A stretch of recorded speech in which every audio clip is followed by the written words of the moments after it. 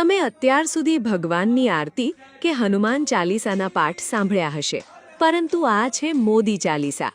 કહેવાય છે કે આ વિડિયો 20 ઓગસ્ટના રોજ દિલ્હી પ્રેસ ક્લબમાં આયોજિત એક કાર્યક્રમનો છે, જ્યાં ભગવાન શ્રી રામના અવતારમાં પીએમ મોદીનું કટઆઉટ મૂકીને કેટલાક લોકો આરતી ઉતારી રહ્યા છે. એટલું જ નહીં, ચાલીસા પૂરી થયા પછી સાક્ષાત ઈશ્વરની જેમ ભક્તો આરતી ઉતારે છે, દીવા પ્રગટાવે છે અને નારા પણ લગાવે છે.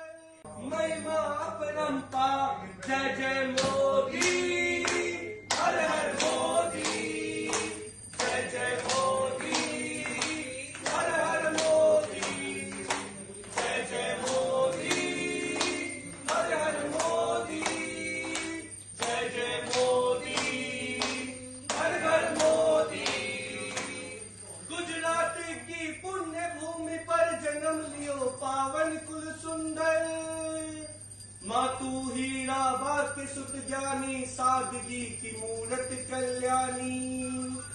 દિલ્હી પ્રેસ ક્લબ છે તો પત્રકારોની સંસ્થા, એટલે આઘાત લાગવો સ્વાભાવિક હતો. જો કે પ્રેસ ક્લબ ઓફ ઇન્ડિયાએ સ્પષ્ટતા કરી છે કે આ કાર્યક્રમનું આયોજન અમે નહીં, પરંતુ બિહારના કિન્નર કલ્યાણ બોર્ડે કર્યું હતું. આ કાર્યક્રમ માટે જગ્યા ભાડે આપ્યા પછી કેટલાક નિયમોનું ઉલ્લંઘન થયું હતું, તેથી આ કાર્યક્રમ અટકાવી દેવાયો હતો. જો કે સ્ટોરી તો હવે શરૂ થાય છે. વાત મોદી ચાલીસા પૂરતી નહોતી.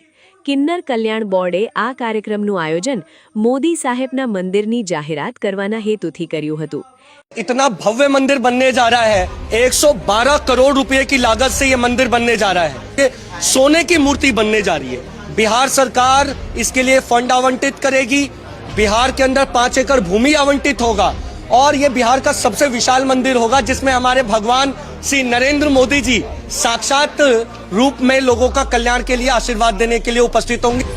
सोने की मूर्ति उनके कद के बराबर भगवान श्री मोदी जी की सोने की मूर्ति बनेगी और ये मंदिर विश्व गुरु बनाने के लिए भारत का रास्ता शुरू करने के लिए होगा, क्योंकि किन्नरों को सबसे बड़ा अधिकार भगवान श्री नरेंद्र मोदी जी. કિન્નર કલ્યાણ બોર્ડે જાહેરાત કરી છે કે પટનામાં પીએમ મોદીનું 112 કરોડના ખર્ચે ભવ્ય મંદિર બનશે.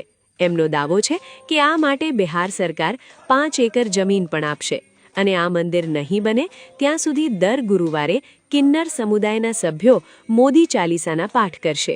હા, મંદિર બન્યા પછી ગુરુવારના પાઠ ચાલુ રહેશે કે નહીં એ નથી ખબર.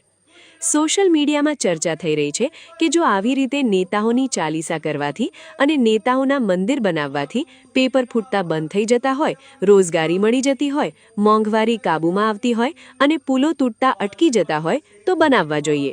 પણ હજુ સુધી કોઈએ એવો દાવો કર્યો હોય એવું જાણમાં નથી.